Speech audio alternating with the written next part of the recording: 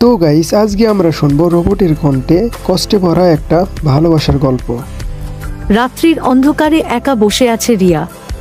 তার চোখের সামনে ভেসে উঠছে রোহানের হাসিমাখা মুখ। রোহান আর রিয়ার প্রেমের সম্পর্ক ছিল অনেক দিনের, কিন্তু একদিন রোহান রিয়াকে ছেড়ে চলে যায়। রিয়ার জীবন এখন অন্ধকার। রিয়া রোহানের স্মৃতি নিয়ে বেঁচে আছে। তার ঘরে রোহানের দেওয়া একটা ঘড়ি এখনো চলছে।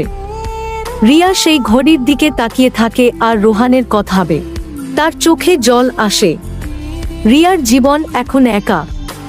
তার কোনো বন্ধু নেই, সবাই তাকে ছেড়ে গেছে। রিয়া এখন বুঝতে পেরেছে ভালোবাসার কষ্ট কি। সে এখন একা থাকতে শিখেছে, কিন্তু রোহানের স্মৃতি সে কিছুতেই ভুলতে পারছে না। রাত্রির অন্ধকারে রিয়া একা বসে আছে। তার চোখের জল এখনো পড়ছে।